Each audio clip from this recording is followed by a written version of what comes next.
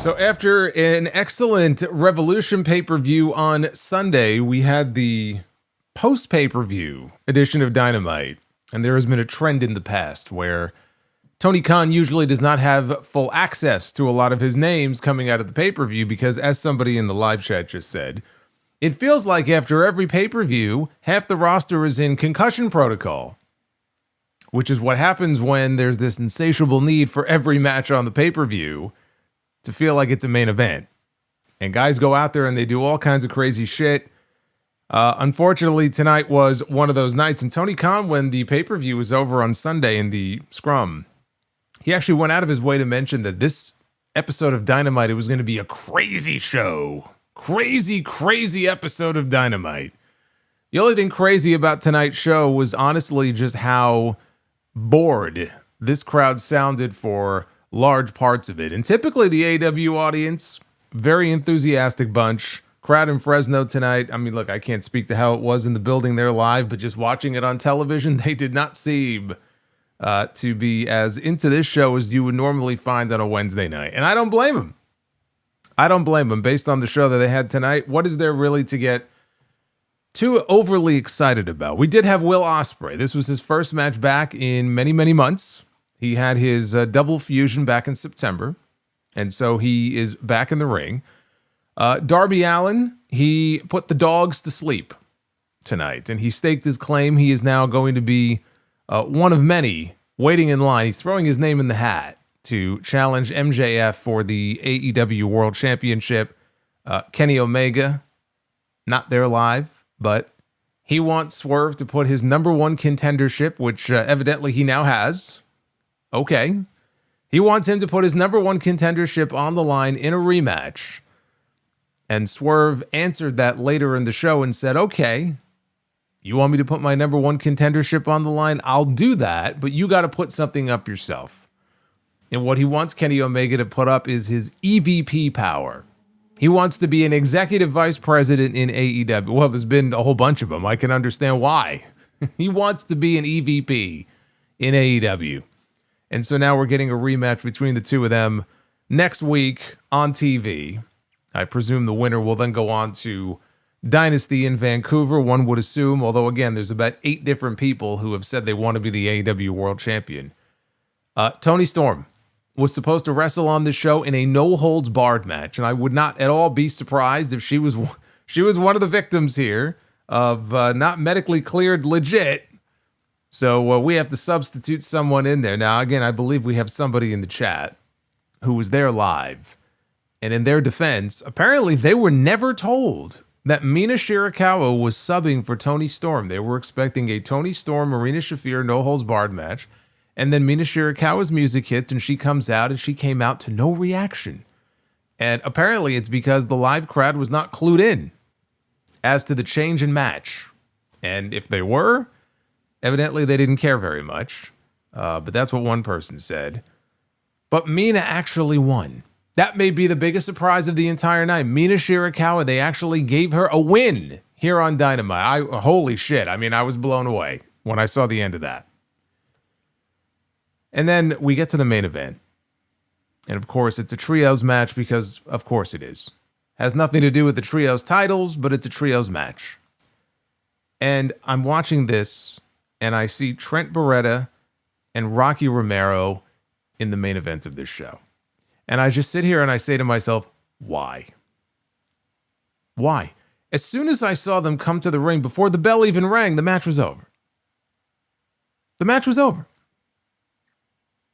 Why are these men in the main event of your follow-up Dynamite to one of your best shows that you have had in a very long time? That Revolution pay-per-view was quite great. I would say it's the best pay-per-view of the year so far, but it's the only AEW pay-per-view we've had so far this year. How do you follow that up with a main event like that? It's just, again, it's one of those things that it just makes me scratch my head. You know, when the match was over, the Young Bucks, they cut a promo. It brought out Cope and Christian. Then FTR came out. This all led to the announcement. Cope and Christian let the Bucks know that they are getting a rematch with FTR at Dynasty in Vancouver. They are next in line to get a shot at the AEW World Tag Team titles. So that match was also made official. As far as Dynasty, it was the only match made official. The Kenny and Swerve match, again, that's on TV next week. But that's how they went off the air, with some tag team drama involving those teams. The Young Bucks have said, we have no problem working our way back up the ladder into tag team contention so we could become 4-time tag team champions. So they're going to take a little bit of time, build themselves back up, perhaps Double or Nothing, New York City, maybe that's where they get their title shot. But in Canada, it will be Cope and Christian challenging FTR. We had no segment on this show involving Konosuke Takeshita. In fact, he was not even on the show. There was nothing with him and the Don Callas family. After what happened at Revolution, I said, okay, now there should be some sort of follow-up to this because he failed in his bid to win the Continental Championship from Jon Moxley. And even worse, when the match was over, he shook hands with Moxley. And outside of a passing comment and a backstage promo by Okada, there was nothing. Don Callis wasn't even there. He was FaceTiming into the show. Even Don Callis wasn't on the show. He didn't even wrestle on Sunday.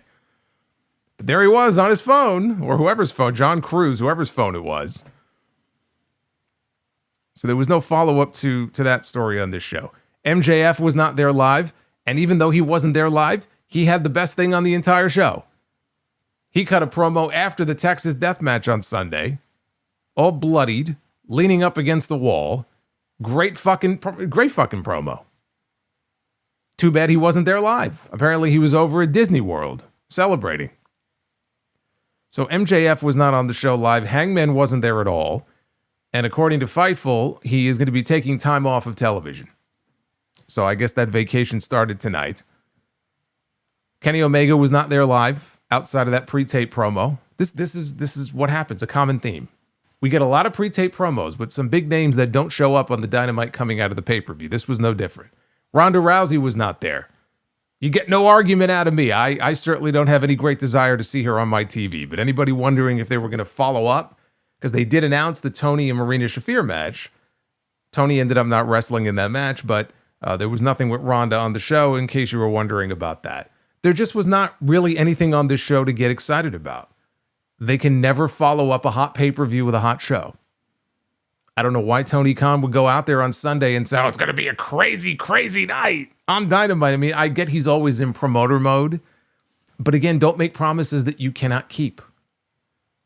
Although in his mind, he may have thought, oh my God, this is the crazy show. You know, Darby Allin and Gabe Kidd, right? They're beating each other up. We got blood. Who gives a shit? We got blood every fucking week. There are going to be people who point to what happened in the Coffin match. Well, that was pretty crazy. Dude, that's a standard Dynamite. Did you see what we saw on Sunday? Especially in the main event? It takes a lot to be crazy on these shows. We always get the blood, we get the biting, the barbed wire, the 3 Bs. Blood, biting, and barbed wire. We had it on Sunday, we had it tonight. What was so crazy about this show? Don't promise something that you can't deliver on. Don't get people's expectations up. Oh, he must got something. He must have something up his sleeve. What's he promising here? The answer was nothing. They just can't follow up on these big shows. They end up missing a bunch of people, whether they are in concussion protocol or some of them are hurt. Every time. They only know one speed. We had Speedball and Mark Davis for 10 minutes on this show, and we had, again, Rocky Romero and Trent Beretta in the main event. What are we doing here? This is your AEW Dynamite review. It is March 18th, 2026. Yeah, car crash. Yeah, Darby Allin and Gabe Kidd. This was a car crash, all right. This is a good analogy. Like and subscribe. Super chats are open. Also, for those of you who may be interested, there is actually, there's 2 things I wanted to mention. One, shout out to whoever brought the sound off sign tonight. I see you. By the way, if you look at the bottom of that image, that is Gabe Kidd's dead body being wheeled into the arena by Darby Allin. And then right next to his carcass is the Solomonster sign. And then for whatever reason, Tony Schiavone. An illustration of Tony Schiavone right above the sound off sign. But anyway, shout out to whoever it was who brought that sign. But I wanted to mention this. There is a merch madness sale going on right now on Pro Wrestling Tees. So in the Sound Off store, all shirts, 20% off. Now through the 20th of March, which is this coming Friday. So again, just use promo code MADNESS26 at checkout. You get yourself a little discount there. ProWrestlingTees.com/Solomonster sounds off. Got to put the full name of the show in there and it'll take you right to the store. All right, let's bring up the wheel here, find out how many likes we need to be the booker. We had a crazy night on Monday. It was insane. Actually, to be honest with you, I'll tell you in a second here. Oh, I don't think we're doing Be the Booker tonight. 700 likes is the goal. It's good to have goals. That's all I'll say. 700 is the goal for tonight. I was going to say, I think that the card that we booked in Be the Booker on Monday night after the Raw review was crazier than what we got on Dynamite tonight, by far. By far. What was that? What was that fucking main event we booked on Monday night? The 3 stages of hell stuff, where it literally was like 3 stages of hell. It just went from bad to worse. That was crazier than anything we got on Dynamite tonight.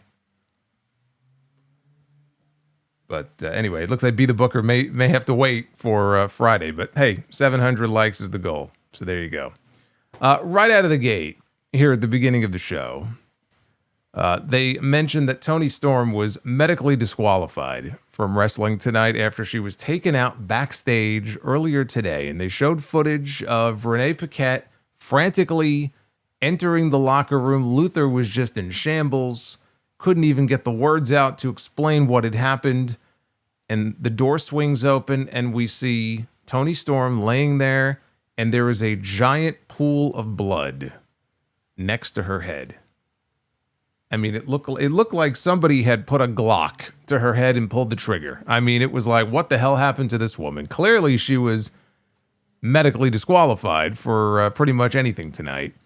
And so we were informed that Mina Shirakawa would be taking her place later on in the no-holds-barred match with Marina Shafir. And then, fresh off of his return at Revolution, Will Ospreay made his in-ring return, his first match in 6 months against Blake Christian. That was his opponent. Yes. No, Be the Booker. Only 530 people here with these 700 likes. How's that going to work? How are we going to manifest that?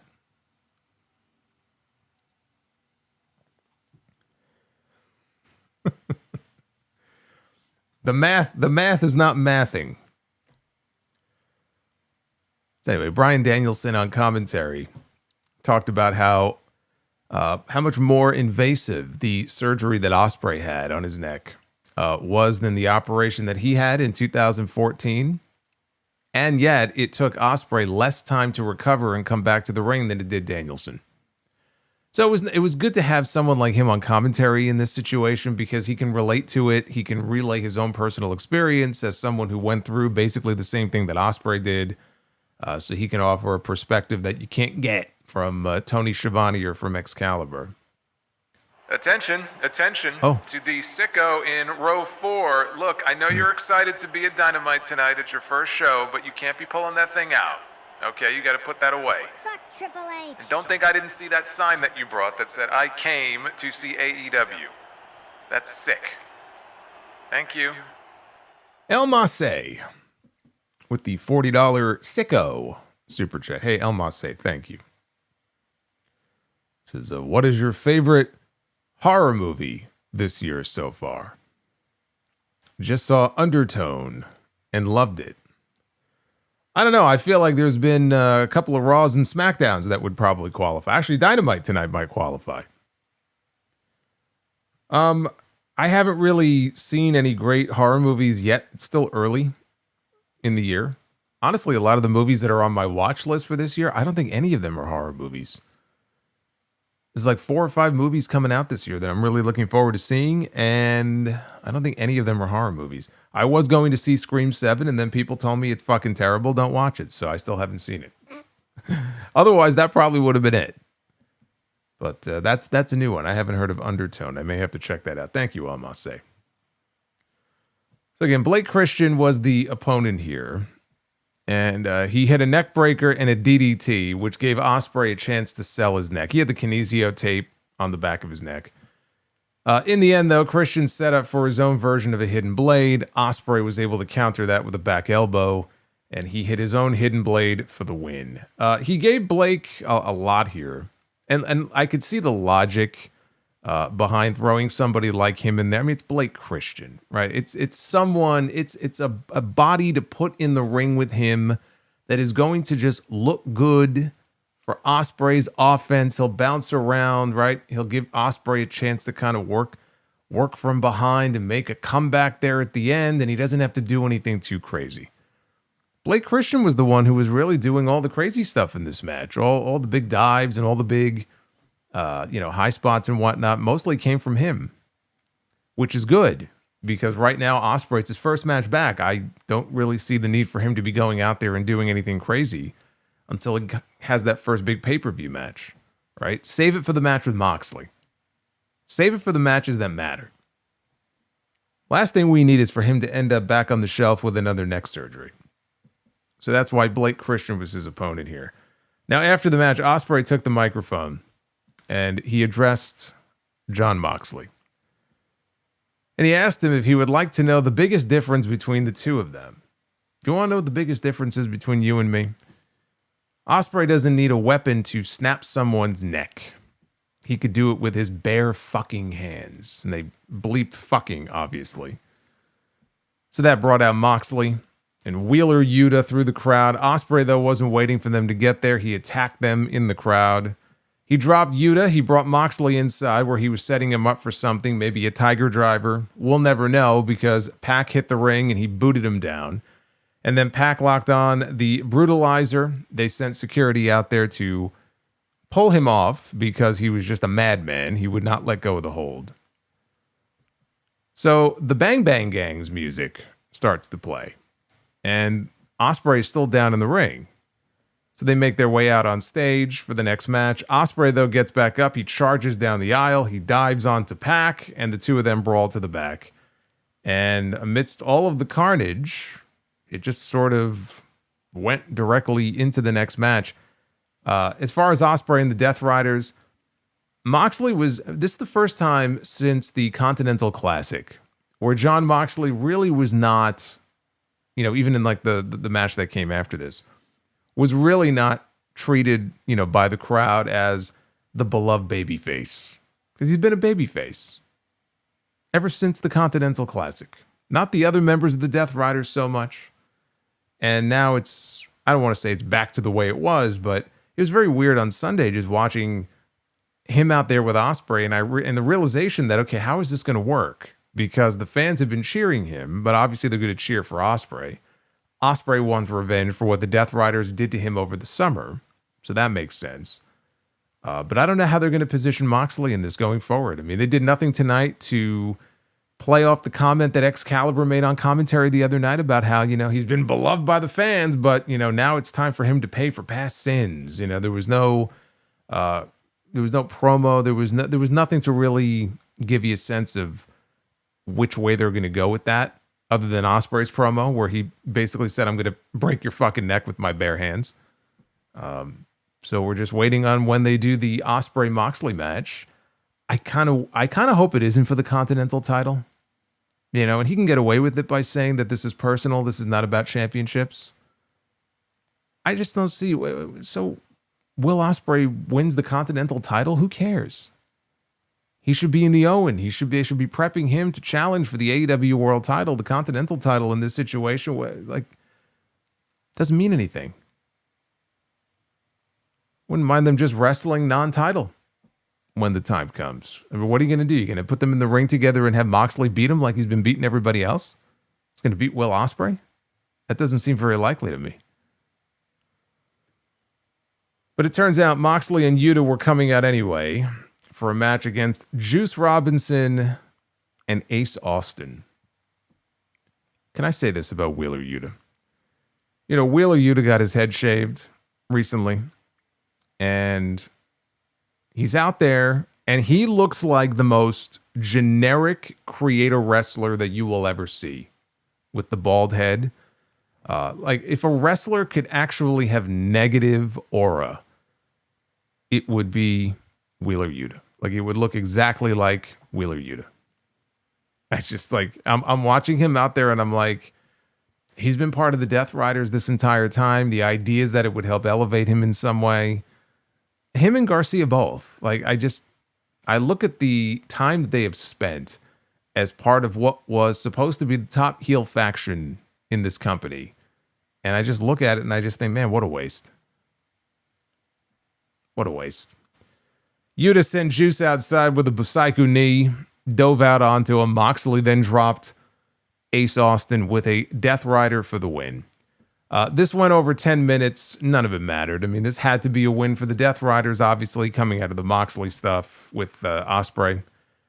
We got a video package on the history between Darby Allin and Gabe Kidd ahead of tonight's Coffin match.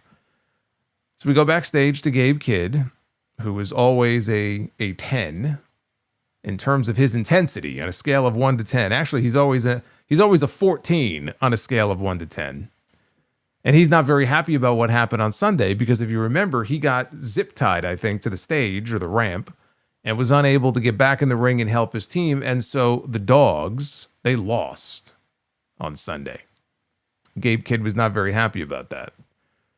So he said he's not waiting to get into the ring. He tells Darby to meet him in the parking lot next. I think he called him a rat, but that was coming up next. But first, we had a pre-tape promo from Sunday night with Kenny Omega, who was not there live. And he challenged Swerve to put his number one contendership, because I guess by beating Brody King, it just affirmed him as the new number one contender for the AEW World title. And to be fair, he beat Kenny Omega first. You beat Kenny Omega, you beat Brody King. Sure, I guess that would make you number one contender. So he wants to run it back one more time, and he wants the number one contendership on the line. If Swerve, I guess, basically has the guts to do it. We would hear from Swerve later in the show. So now we cut to the parking lot. It is Coffin match time. I guess by default, this would be the craziest thing on the entire show. Hardly made for a crazy show. But anyway, he's out there in the parking lot, and it's, daylight outside. It's still on the West Coast. So he's waiting for Darby to show up, and here comes Darby Allin. He drives in, tries to run this man down. He's driving a rundown town car. So he pulls up. He gets out of the car. These two are brawling. They're beating the crap out of each other. Darby, I think he put his fingers in his eyes, right? He was trying to gouge his eyeballs out of his head. And he grabs a rag, and he puts some sort of substance or chemical. I don't know what it was. It looked like, it looked orange. I don't know what the fuck it was. The tomato sauce. I don't know what he put on that rag. But whatever substance it was, he places it over Kid's face. And he wasn't unconscious, but he was basically down on the ground. So then Darby takes him, and he throws him into the trunk, and he locks him in the trunk of his car. Darby then gets back in the car. He guns it. There was I don't know if there was like a ramp. There was something, probably a little ramp there. And he hits the ramp. The car ends up doing a flip. And the car lands on the roof. Now, there were a bunch of jump cuts here, the way they shot this. So Darby crawls out through the busted passenger side window. Crawls out of the car. He grabs the release hatch for the hood. So the hood, again, the car's upside down. The hood pops open. Gabe Kidd's dead body falls out of the trunk. And he's laying there, okay? So then Darby retrieves a production case from somewhere. He wheels it on in. He loads Gabe Kidd's carcass on top of the production case, face down, and he's going to roll it into the arena. So basically, Gabe Kidd did his best Johnny Gargano impersonation. So he begins to roll him back towards the arena. They cut back to the announcers at ringside. And it took forever for them to make it into the arena. The crowd was church silent during all of this. Once they did, though, make it out to ringside, they rang the bell. There was a small wooden coffin on the floor outside at ringside. Darby pulls a straitjacket out of the crate, and he places it on Gabe Kidd.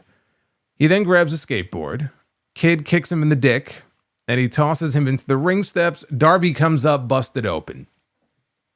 Right? So Gabe Kidd begins to bite at the forehead of Darby Allin. Excuse me.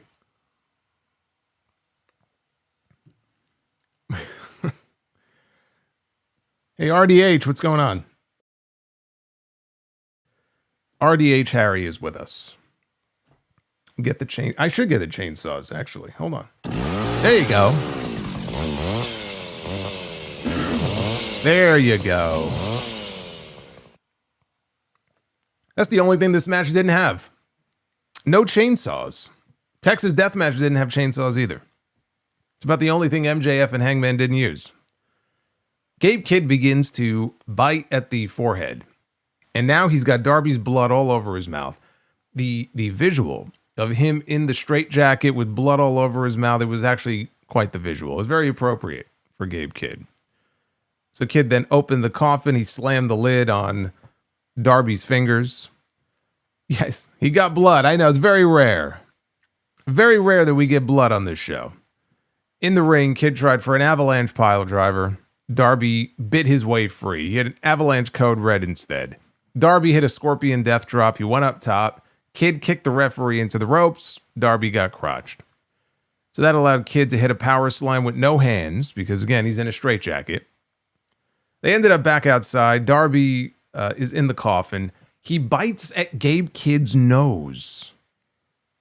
It's a lot of biting on this show. You notice that? Sunday, too. We had biting on Sunday. We had biting tonight. So he tried to close the lid.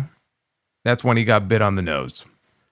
Couple of coffin drops back in the ring, connect before he drags Kidd back outside. Then Darby goes back inside. He hits his suicide dive, and he knocks Gabe Kidd. The impact knocks him backwards into the coffin. The lid then slams shut.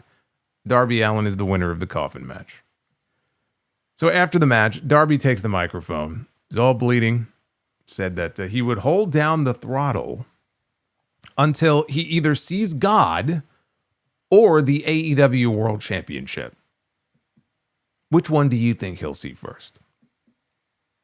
Said, Maxwell, I'm coming for you. Coming for the championship. Not meant to be taken in a different way. So anyway, he put MJF on notice. That got surprisingly no reaction from this crowd. It wasn't like the crowd let out a big cheer. Yeah, fuck yeah, we want to see Darby Allin challenging for the title. It was very quiet, and then they just played his music. It was kind of awkward, to be honest with you.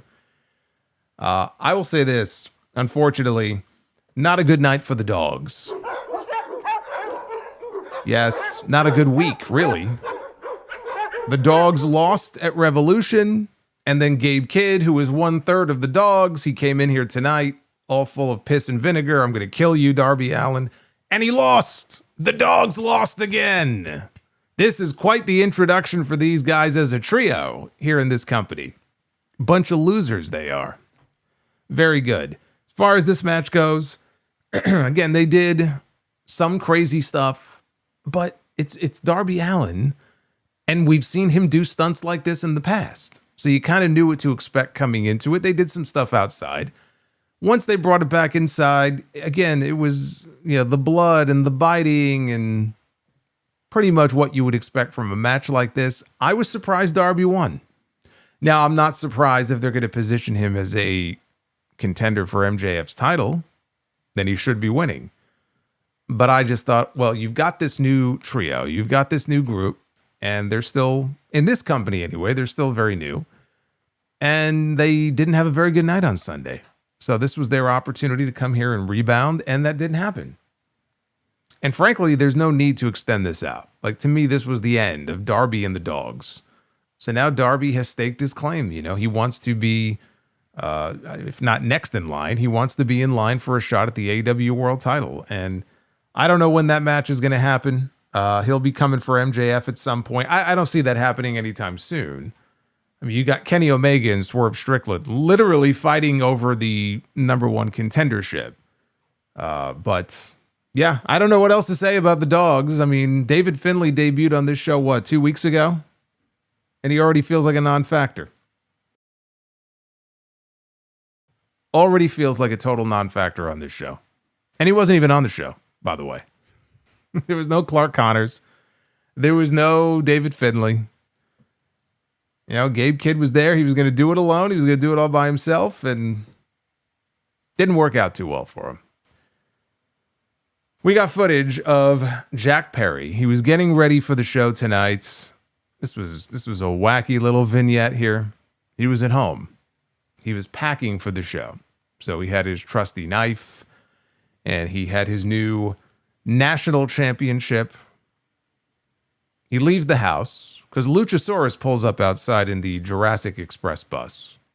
He's looking at his watch. He's waiting for Jack to come out. You know, we got to get to Dynamite. And Jack stops, and he has a giant nut in his hand. Okay? So he's got his nut in his hand, and then his pet squirrel, I guess, comes and takes the nut. Okay. So then he goes into the bus. They travel all the way up to Fresno from wherever they were in Southern California. And then they pull up to the arena. Perry gets out of the bus. He says Revolution was a great night for him and his family. But tonight he teams with two men who are like brothers to him. The Young Bucks walk in at this point. They said that it was a rough night of Revolution. But what example would they be setting for their kids if they just gave up? So instead, they're going to fight back to the top, and it starts tonight against RPG Vice. And someone they thought was a friend, Kazuchika Okada. And then Luchasaurus, who was the bus driver, he yells, "Bitch!" "Arr!" And he does the dinosaur growl to end the segment. This was something. I can't say it was anything great, but it was certainly something. Now, Prince Nana was in the ring. Asked the crowd, did we all see what Swerve did at Revolution? Did we see the carnage that he inflicted? That's why we call him the most dangerous man in AEW, and he introduces Swerve Strickland, makes his way out to the ring. There's a chair in the ring. He sits in the chair. They turn down the lights. They put a spotlight on him. And he just says, power. Says, this past Sunday at Revolution, me and Brody King, we went to war. But the only true winners in war are those with power. Says, if you ask me, did I enjoy beating that man in his home state? Yes, I did. Am I satisfied? No, because the power lies elsewhere. And sometimes the power is more important than the titles. Says he's dealt with power ever since he was 17 in the military. Forgot about that. That actually goes back to when he was Killshot in Lucha Underground. He had that Hell of War match with Dante Fox. I remember they talked about his background in the military even then. So he mentioned that. He mentioned it was, when I was traveling on the indies, when I was stuck in developmental. Truth be told, if it wasn't for the Young Bucks at Dynasty last year, I would be a 2-time AEW World Champion right now. Which brings him to Kenny Omega. Says he's the #1 contender, Swerve is, for the AEW World title. Omega wants that. Swerve has all the leverage, though. Says, what does he get from giving Kenny what he wants? Why would he just, okay, sure, I'll put my title shot on the line against Kenny Omega again. Like, what's in it for me? He goes, there is one thing that interests him. That's his power. So you want this rematch? Offer up your EVP status. When I beat you, I, Swerve Strickland, will become AEW's new executive vice president. And we found out later on in the show, per Tony Khan, the match is now official. It will take place on Dynamite next week. It'll be Kenny Omega one-on-one against Swerve Strickland. I'll say this. It could be interesting giving Swerve some EVP power, depending on how they play that out on TV. I don't feel like they don't always do a very good job when it comes to, I don't know, just segments that, you would expect to maybe play out backstage if they want to have some fun with the stipulation, stuff like that. I don't know. I don't know what they would do with it. I'm sure he would take his power and abuse it in some way, you know, on television. He would make maybe certain people's lives hell. It could be interesting for a little bit. It's a different approach. At the end of the day, it's really about the championship. You know, he could talk about power. He could talk about EVP status. The one thing they've done a very good job of this year is really building competition up in the main event scene for MJF and building up all of these different challengers. And really, the power lies with the title. The power, it's not about EVP. It's not. The power lies with the championship. That's how it should be. That's how they've treated it so far. And that really is the most important thing here. If Swerve's going to win and they want to add that little wrinkle and they have some fun stuff planned for him, flexing his muscles as EVP, I suppose that could be interesting. But I don't know. I mean, we're heading into Vancouver at Dynasty, and now Kenny is getting his rematch next week, and he got this guy to put his title shot on the line. I would think it would be very tempting to have a main event on that show of MJF and Kenny Omega in Canada, you know, for the championship. Although we already have a couple of other Canadians going for the tag team titles on that show. I don't know if all the Canadians are going to get their title opportunities in the same night. Anyway, I'm looking forward to the match. Their first match was great. I'm sure the second match next week will be great as well. As far as this other stuff, I don't know. I mean, the EVP stuff, it's... Kenny Omega doesn't even really talk about being an EVP. You know, it's like, it's kind of like they don't really dwell on it. The Young Bucks did. That was their whole gimmick. For months and months and months, right? EVPs abusing their power. Swerve talked about it in his promo. Kenny doesn't really do that, though. So it's a little odd in that regard, I guess. But I just want to see the match. That's really what I'm interested in. Speedball Mike Bailey. Speaking of matches I really didn't care to see. Speedball Mike Bailey one-on-one with Mark Davis. Nothing on the line here, just a fairly random match. Obviously, they were on opposing sides in the trios match on Sunday. So it wasn't totally random. There was that connection there. But Mark Davis was very upset about losing the one championship that he's ever held in his AEW career. And it was taken away from him within like a week. Not a bad match. Again, they have found a way to utilize Davis on these shows rather than just sideline him until his partner comes back, which, considering the size of the roster, would be very easy for Tony Khan to do. It's like, okay, well, we'll kind of slide this guy off to the side, and we have all these other people I could be using. By putting him in the Callas family, he's that guy that you could just send out there and lose match, because that's all he does. You know, he goes out there. When he won the trios titles and got the pin in that match, I was very surprised. And then, of course, he lost it a week later, which is not surprising. But when he's out there, you know what his role is. You know, his role is to go out there. He's a great brawler. I've kind of become a low-key fan of Mark Davis, but at the same time, you know, when he comes out, you kind of know how things are going to go. Him against Speedball one-on-one, it's like, all right. This kind of just feels like we're trying to kill some time on the show because we don't have our big guns available. You know, you want to come out. I feel like you want to come out to the extent that you can, guns blazing on a show like this, to really follow up on the momentum that you built up from this pay-per-view on Sunday. And they did. I mean, they had a lot of, I felt like, momentum and goodwill coming out of that show. It was an excellent show. And then you just end up with something like this on the show. And it's like, You know, Davis late in the match, he hit a gut wrench into the pile driver that I wish they protected better, but he's not a priority. He's not a priority in terms of the booking on this show. He's too low down.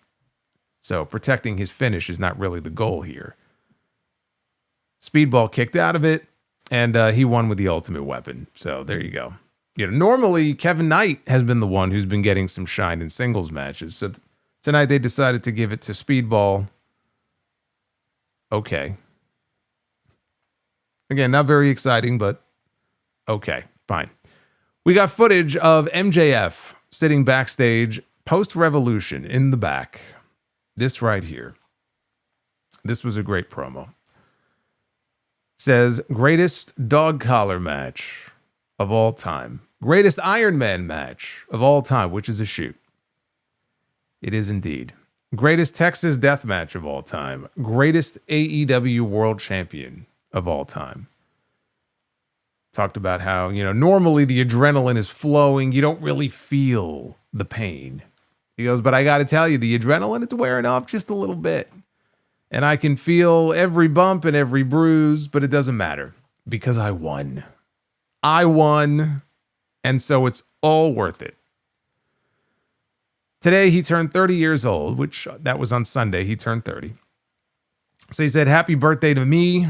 I've accomplished more in my 30 years here than most Hall of Famers have in their entire career. I'm way ahead of schedule. Said that Hangman Page was a speed bump in my way, but he's off the board now. And he says, I got another 20 years in me. Got another 20 good years. And the only name that will be regarded as the best wrestler in the world is me. Got a one-way ticket to GOAT status, the Wolf of Wrestling, Salt of the Earth, generational talent, Big Hebrew, MJF. So now he's going to do what all the great athletes do. And he tells the cameraman, go ahead, ask your question. And the camera guy asked him, what are you going to do next? And MJF looks into the camera, blood pouring down his face. And he says, I'm going to Disney World. And I'm watching this and I'm like, Max, it's Disneyland.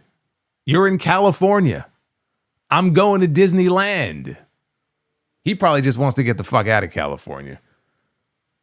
So he said Disney World. This was great. This was great. Just a really well-delivered promo where he is taking a victory lap because, as he should, because he won a Texas death match against a man who was the king of Texas death matches in this company. I said it the other night, Hangman came in 5-1. Not anymore. But he came in 5-1 in Texas death matches. He picked the stipulation. This was his idea. Both stipulations were Hangman's idea. Texas death. If I lose, I can never again challenge for the AEW world title. And MJF still went in there and beat him. Pretty much fair and square. I would take a victory lap too. Would have been nice to have him on the show, but given the bloodbath they had on Sunday, I wasn't really expecting him to be on the show. This is not the first time they've done this, by the way, where they have recorded something with him after the pay-per-view, and then they play that on the following week's Dynamite, and he's not actually there live. Hangman wasn't there because, as I mentioned earlier, Fightful had a report indicating that he's going to be taking time off. We don't know for how long. There was some speculation. Maybe he would be on the show, cut a promo, and then leave, but he was nowhere to be found on the show tonight. And I will take a wait-and-see approach on how they're going to approach the whole stipulation, because I just cannot believe that he will never again challenge for the AEW world title. And if in fact they want to honor the stipulation, I think that's incredibly fucking stupid. I just think that's very, very dumb. Considering who he is and considering where he is on that roster, if you expect to have him for the long haul, haven't heard anything recently that would lead me to believe that he's leaving the company anytime soon. I just don't understand why you would want to box yourself in again with one of your top guys like that. I would like to think that they have some sort of idea in mind before they decided to do this, but maybe not. I don't know. I mean, he definitely has to dip out of the world title scene for a while, but to do so forever, again, I think that's pretty stupid. Mina Shirakawa against Marina Shafir. No holds barred. Mina came out to the ring with a barbed wire baseball bat. No reaction. As somebody in the chat mentioned, apparently they really did not clue people in the building, which I find hard to believe. Did they not air the footage of the Toni Storm attack from earlier? I mean, I guess they didn't outright tell people in the building that she wouldn't be on the show. So that had a lot to do with why people seemed very confused when Mina came out. But she came out with the barbed wire baseball bat. The bell sounded. Marina took the bat away from her almost instantly. Mina brought out a bucket with bottles of champagne in it. Marina slammed, Marina. No, I said Marina. Marina and Mina. I don't want to get them confused. Marina slammed Mina, there we go, onto a chair. And then she popped open one of the bottles. She took a swig. She spat it back in Mina's face. Later on in the match, Marina set up a table at ringside and she took Mina to the apron. And she hit a back suplex off the apron through the table. And Mina took this brutal bump where her head missed the table. Actually, at first it looked like her head may have clipped the table on the way down. I think she missed the table with her head, but she just bounced hard off the floor. It was just a brutal landing. But I do love how this is the funniest part of the match. They go back into the ring and Marina is kicking her ass, in the corner, and the referee backs her out. Like backing her away from Mina. And I'm like, it's a no holds barred match. What the fuck are you doing? Your job is to just stand there and do nothing. Okay. When it comes time to count the fall, that's your job. Otherwise, get the fuck out of the way. No holds barred. But it created the separation that Mina needed to grab the champagne bottle and smash it over Marina's head. Then she hit a version of Storm Zero, dedicated to her friend Toni, and she scored the win with it. Very likely the biggest win of Mina Shirakawa's AEW career. I was racking my brain trying to figure out if in her time in AEW, is there a match, and there may be, and I'm just not thinking of it, but is there a match where she scored a bigger win than tonight? Because Marina Shafir is hardly a, big star. But I was trying to think that has she beaten Toni in the past? Her and Mariah May, right? They had their little split. I don't believe Mina beat her. I'm trying to think who would Mina have beaten? I don't know. But it's kind of sad that I'm even sitting here, even thinking that this was the biggest win of her run, and it was over Marina Shafir on a random Dynamite. Because Mina never wins. Like, I was fully expecting to watch this match and be like, okay, Pina Shirakawa, like Finn Balor. No Pina tonight. No Pina. It was Mina. And it was nice to actually see her pick up a win here on this show. Marina, though, never took credit for the attack on Toni backstage earlier. She didn't deny that she had something to do with it, but she didn't take credit for it either. And Tony Schiavone on commentary at the end of all this was openly talking about the idea that Marina Shafir was not behind the attack. So I don't know if they're eventually going to reveal that Ronda Rousey was behind it. If in fact Ronda is not done and Ronda is going to do more stuff with them, they could come back around to that at some point when she reappears and give her credit for, attacking Toni Storm. Hey, look, they had the face-off on Sunday. They established that there was some bad blood there between the two of them. No Ronda tonight. No follow-up to that angle on Sunday that had everybody talking. Unless, of course, she ends up being the one behind this attack.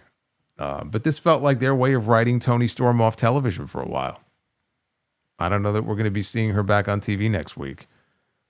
So anyway, nice for Mina to rack up a win, especially before her big HOG debut. We got Mina coming in on Saturday at Super Clash to take on Shotzi. So she's coming in with some momentum. She's coming in with a win. That's good.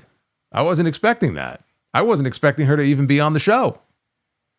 She was a substitute. She wasn't even supposed to be wrestling tonight. Renee was backstage with Andrade El Idolo, coming off his big win over Bandito, the Ring of Honor World Champion this man pinned. No real mention or fanfare about that. Apparently the Ring of Honor World title is really, it's kind of an afterthought. But he did beat the Ring of Honor World Champion on Sunday. So he's in the back. He wants a shot at the AEW World title. Yeah, okay. Get in line, buddy. Everybody does. Everybody's throwing their name in the hat. They want the World Championship. So John Cruz walks in.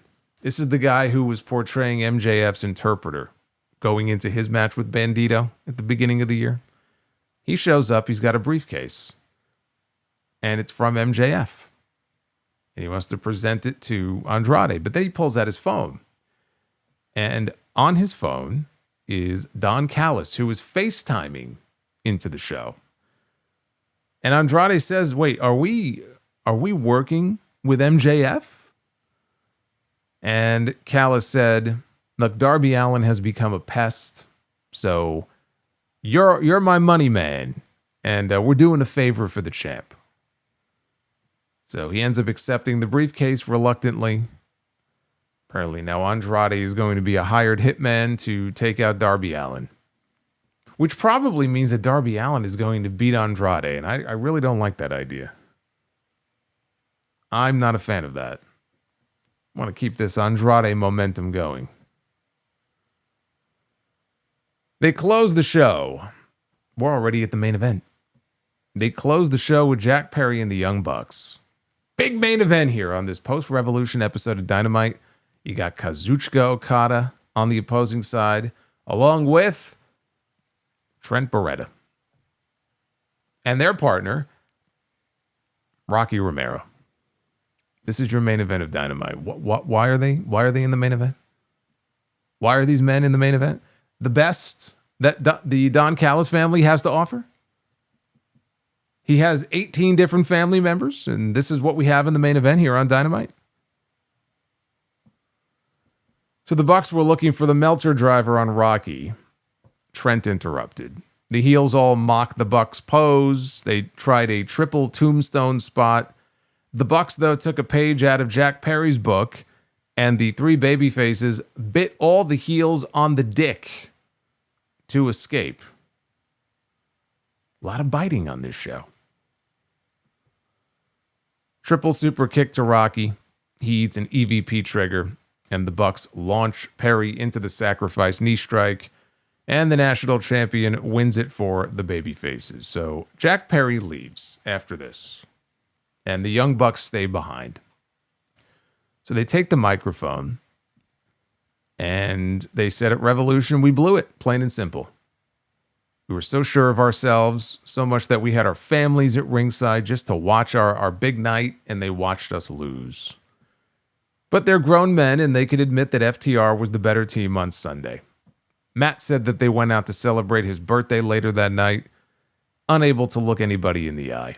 And their dad yelled at them, Papa Buck yelled at them and said, keep your heads up. Remember who you are. The best tag team on the planet. Arenas filled with fans who still believe in you, and said, sons, I'm proud of you.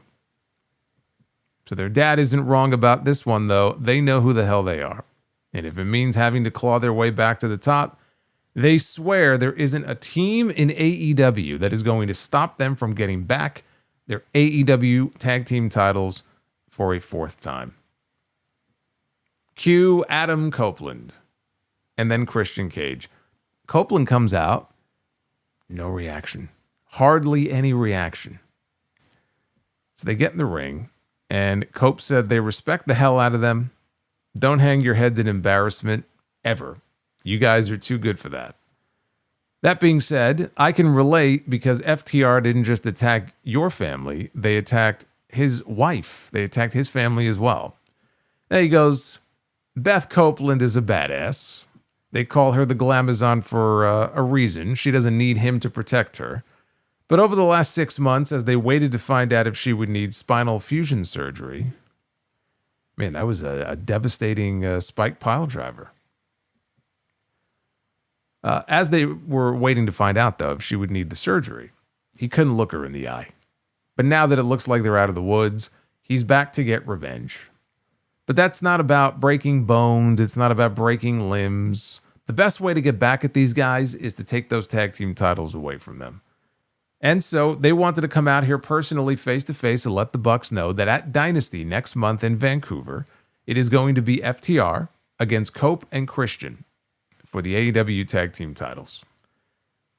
Christian said the Bucks need to understand this is personal for him too, because winning those titles means, well, I make a ton of extra money. The thing I like at least about Christian in this promo anyway. He's only really back for one night, basically, on the mic. He's not really betraying his character. I don't want, like, babyface Christian Cage. Now, he may not make any cracks about people's fathers anymore, but I still want Christian to be Christian. There's a way for Christian to be Christian and still get cheered by the fans. So he's just being honest, and he says, frankly, I get to make a lot more money if we win those tag team titles. But also, we get a chance to prove that not only are we the best tag team of our generation, we are the best tag team of your generation. Cue FTR, out come the tag team champions on stage with Stokely Hathaway. He tried to speak. They all told him to shut up. So he just summoned Dax and Cash down to the ring. Go get him. Go get him, he said. So they come down to the ring, and the champions got their asses kicked. And their titles are laying on the mat. Copeland reaches down to go pick up one of the tag team titles. Matt Jackson does as well. Same thing with the other belt. Nick Jackson and Christian. They pick the belt up. One has one side, the other has the other end of it. And the Bucks let go. They're going to let them hold the titles, and they're going to duck out. And that is how they went off the air. With Cope and Christian physically in possession of the tag team titles, standing in the ring. Look, this, first of all, Fresno did not seem terribly enthusiastic about any of this. I mean, they were cheering the Bucks during their promo, but once Cope and Christian came out, everything that followed, not a whole lot of enthusiasm for it. This was always the obvious direction. We knew that when Cope and Christian came back, they were going to have to go after FTR because they gave, Edge's wife a spike pile driver. Of course, they're going to go after FTR. Would FTR still be the champions at that point? The answer is yes. So them doing the match at Dynasty makes all the sense in the world because it's Canada. You get, Edge and Christian challenging for the tag team titles. I don't even remember the last time these two were tag team champions. How many years ago? How many years has it been since these two held tag team gold together, right? It's been a long fucking time. And they will go down as one of the all-time great teams, especially of their era. And of course, they and the Hardys, they innovated the tag team ladder match, and then later on came TLC. They have staked out their claim. Their legacy, right, is firmly entrenched. And then you look at the Young Bucks, obviously they have their legacy as well, part of which is starting up this company. And then you have FTR. And really, their whole gimmick is just, no flips, just fists. They go out there and they have great wrestling matches. They can go out there and have great wrestling matches with a tag team of broomsticks, right? That's their gimmick. They're just a great mechanical wrestling tag team. I can remember when I first started seeing Scott Dawson in WWE Developmental. And even then, like, people were like, mechanically, he's a great wrestler, right? That's what FTR is. And then they would tell you that they're the greatest tag team of this generation, not the Young Bucks. So you have three teams here who are competing really all for the same thing. And obviously they all want to be the champs. It's a very easy story to follow. The question is, when the Bucks finally do get their shot at those belts, who will the champions be? Are they going to be wrestling FTR again? Or are they going to be wrestling Cope and Christian? Or do we just kind of build to a three-way match, which I have to assume we're going to get, but are they going to hold off on that for Wembley? Because to me, I feel like if that's going to be their big show of the year, and they're going to be saving some stuff for that show, that would be the place to do it. So you're going into Canada. I would think that they would win the titles there. That would mean they go 2-0, by the way, because they already beat FTR once. So if they go in there and beat them again, that's 2-0. And now they're the tag team champions. You could do Cope and Christian, first time ever, defending their titles against the Young Bucks in New York City, a double or nothing. That could be the match there. And then eventually you put all three teams in the ring. Don't forget the Hurt Syndicate's going to be back soon also. Bobby Lashley's all healed up. Are they going to factor immediately back into the tag team title picture? Could be. Things have cooled down a lot recently in terms of the tag team division. It's been a lot more on the trios end, I feel like. But they also lost some teams, due to injury. Davis and Doyle, Jurassic Express. Who else went down? There was another team that went down with an injury.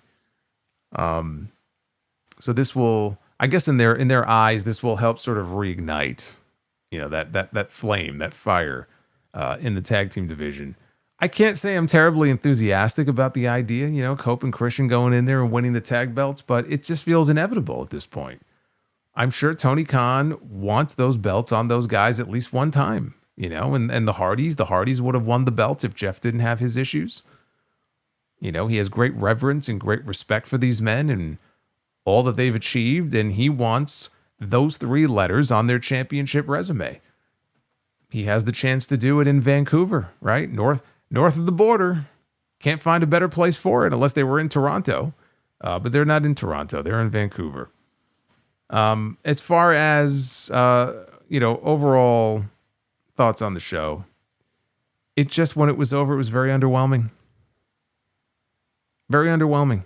We didn't even get that one real standout wrestling match. There are episodes of Dynamite where there's not a whole lot going on. And I know because I'm sitting here watching the show and then doing the review, and the review is over within 40 minutes because there's not a whole lot to really talk about other than, okay, we had a big match here, a big match there, a big match there, a big match there, this move, this dive, that dive, and very little else to talk about. But we didn't even have any of that on this show, right? You had some good wrestling, but there was nothing that really stood out. And on top of that, there just wasn't a whole lot that happened, and their biggest names weren't even there. Champion wasn't there. Kenny Omega wasn't there. Some people may have been hurt. Hangman wasn't there. He's probably not going to be here for a while. Andrade was there, but he was in the back for a quick segment. So, Takeshita, I don't know where he was. Moxley's in a tag match teaming with Wheeler Yuta against Ace Austin and Juice Robinson. Okay.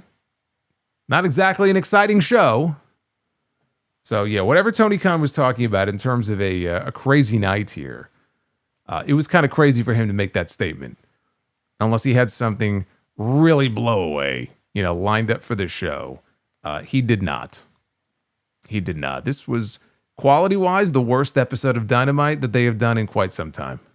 There have been some good Dynamites recently. There have been a couple of great ones in there. This was not among them. This may have been the weakest one they've done so far this year. And think about that. Coming out of a hot pay-per-view, such a great pay-per-view, they may have had their worst Dynamite all year. That's saying something. What did you think of Dynamite post-Revolution? 36% thumbs up for tonight's show. 64% thumbs down. Not a lot of fans of tonight's show. You can vote at Solomonster on X, is where you can go ahead and let me know what you thought of the show.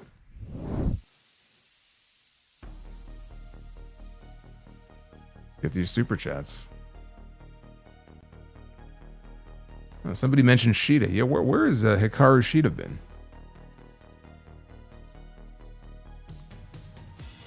I haven't even thought about her recently. Where is Shida? You do Shida and Tekla. How's that for a women's title match?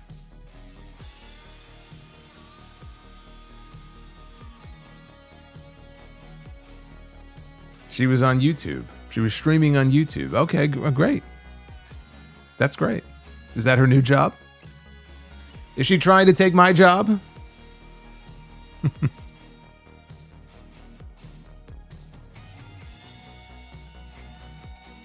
All right, Joseph Stewart. Happy Wednesday, brother. Good day, sir. Oh, she's streaming Resident Evil Requiem. How is that game? I haven't played it. Joseph, yeah, you mentioned that about Robert Pattinson. You mentioned that last week. I haven't seen that confirmed anywhere, but apparently he said it himself.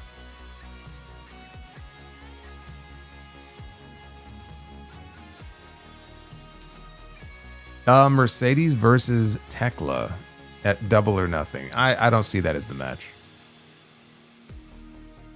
Two heels, too, right? Could do it. It's a tough sell. I don't see that being the match. Do you think Triple H is trying to copy the Sting and fake Stings from 1997 with Seth Rollins and the Masked Men? I don't think Triple H is thinking of old WCW angles when he comes up with this shit. I don't think it has anything to do with Sting. I think somebody just loves the idea of dressing people up in all black. This is like his thing. We've seen this countless times, not just with Seth Rollins. Even Jacob Fatu, when he came back, he dressed up as a masked man.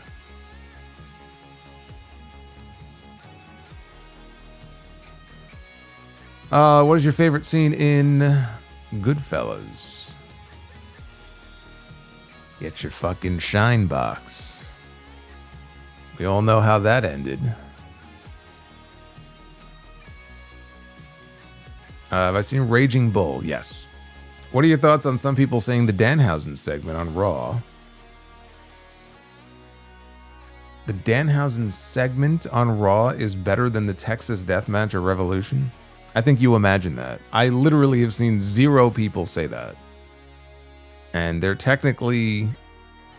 If you're talking about the t-shirt segment, I don't know what segment you're referring to, because he may have been in a backstage segment, but... The t-shirt segment was actually during the commercial break. Absolutely nobody is saying that. Did I know that Netflix is making a Scooby-Doo action series? I did not know that. He says, happy belated St. Patrick's Day. Buy or sell, Joe Pesci in Goodfellas or Casino? Man, he was great in both. I actually might go Casino on that one, even though Goodfellas I think is the better movie. Buy or sell on Pesci in Home Alone or My Cousin Vinny? Home Alone.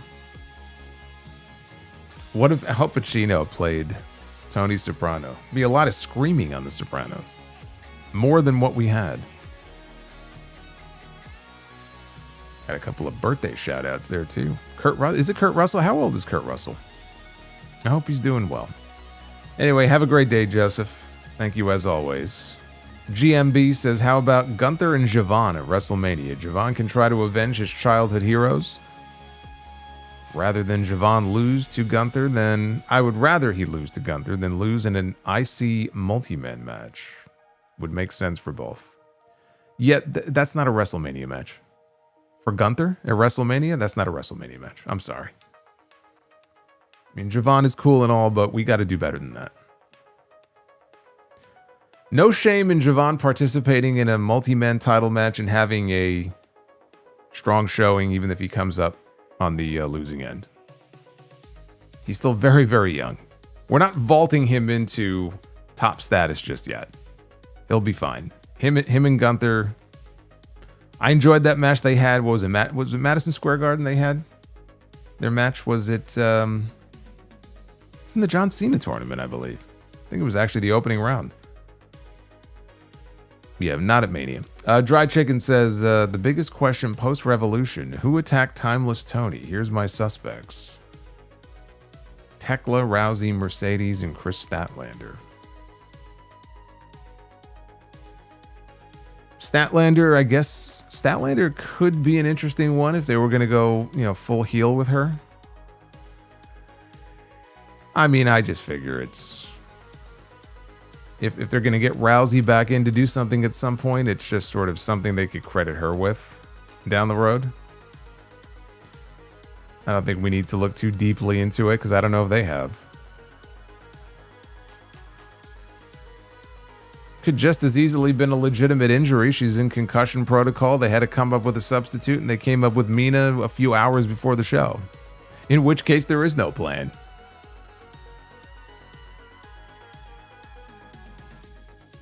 Dry chicken.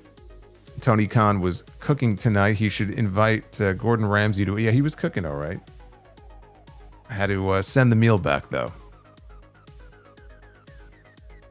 It was very flat. Bender McSimpson, I miss seeing Christian Cage on my TV. Hey guys, Maven here. Just got a Sega Saturn. Old school lo-fi goodness. Of all of the consoles I owned at one point, Saturn was not one of them. but enjoy that. El Masse, again, thank you for the $40 sicko drop. I'm going to have to check that Undertone movie out. Unless people tell me it's not worth it. Then I won't. Joey Jojo Jr. During the Jurassic Express video, once they got to the building, I was expecting Jack to say, "Fuck, we left Anna back at the house." Yeah, I don't know. I don't know that we're going to be seeing Anna Jay back on AEW television. I think she may be heading somewhere else.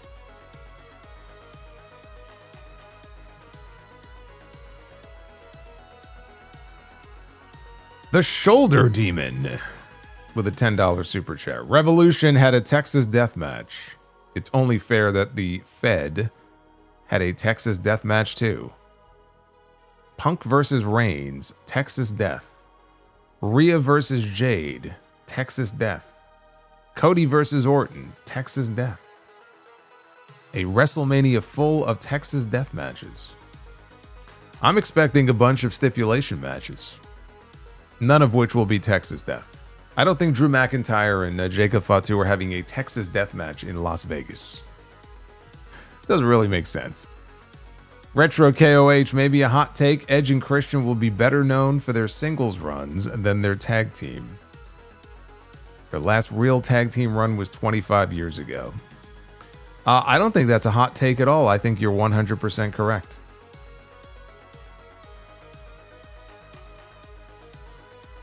I don't look at that as a hot take whatsoever. Anyway, the goal was 700. It was going to be a steep climb tonight, but that's what the wheel said. 700. We're just shy of 500, so unfortunately, no Be the Booker tonight. After that crazy night we had on Monday night, we're going to have to table it until hopefully Friday. We'll try again on the SmackDown stream. Let me just remind you guys that Saturday, House of Glory and the big event presents Super Clash. Coming up March 21st, 8 p.m. start time. If you can't be there live on Long Island, you can order the show, Triller TV Plus.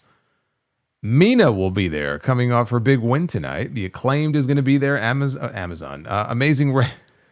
Amazon Red is wrestling on the show, everybody.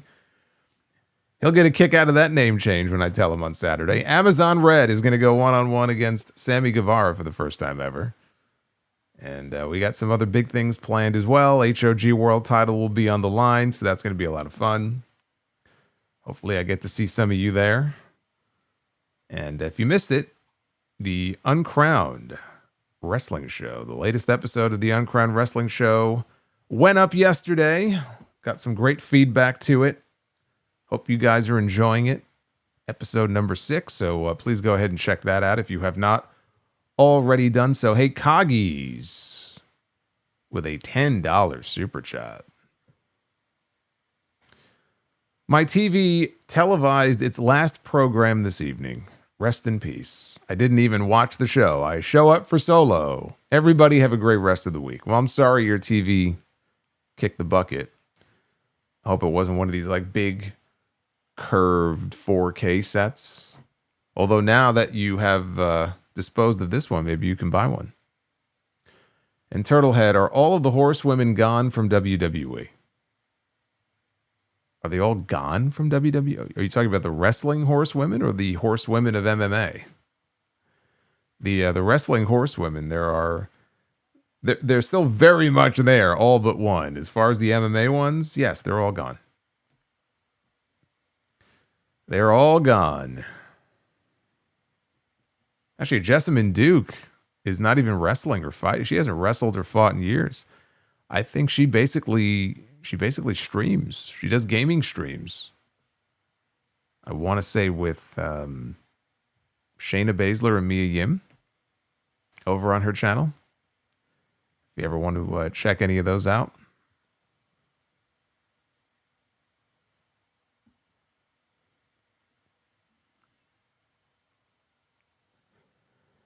If Cross is on the show and you ask him if it's a work, it's not a work. Congrats to him, though. He just picked up another world title, I think, in the ACW promotion. So he's got gold now in multiple promotions. which is very cool. Also, shout out, we had a great episode of Tuesday Night Titans last night. Covered a lot of ground on that as well. So between Uncrowned and between TNT, pretty much got you covered yesterday. Next time I'm with you live is going to be Friday night. We got one more stream this week, and that is going to be SmackDown. We're going to find out why Randy why, and maybe we'll find out who he was on the phone with, who he was chatting with on Raw Monday night. A lot of theories about who he was on the phone with. I tend to lean towards Kevin Owens. Apparently, Bully Ray on Busted Open Radio threw the name Charlotte Flair out there. Thankfully, he's not in the writer's room. He won't be getting Road Dogg's job. I think we could do a little bit better than that. Anyway, be well. Does Hog ever plan on coming to Virginia? Right now, no. But all options are open. We are not closed off to any potential location.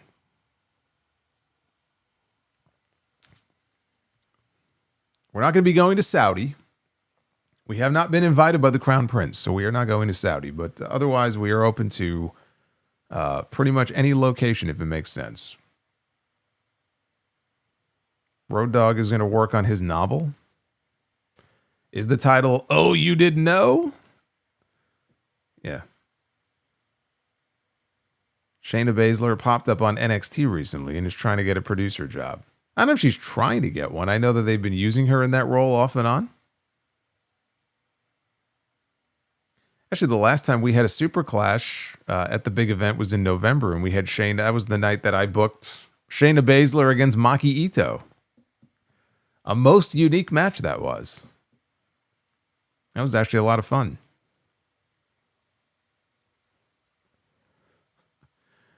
HOG in Saudi. The Saudi monster.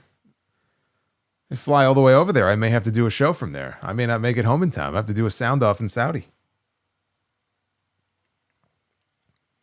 The Saudi monster sounds off as rockets fly over my head.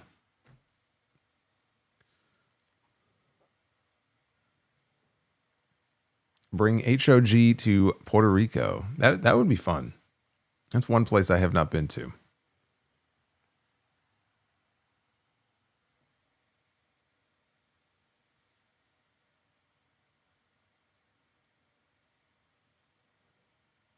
We have not been to Baltimore, no. Did a show in Boston last year, but not Baltimore.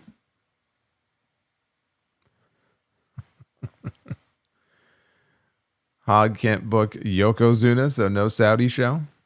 Who was that guy they brought in? That was the very first one they ever did, right?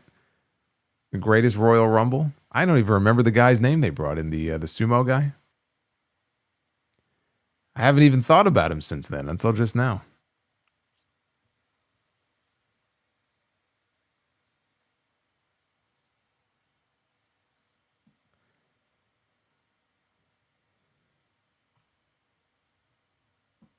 Issa, oh yeah, hey, if I ever go to Puerto Rico, absolutely. We got to link up down there with Issa.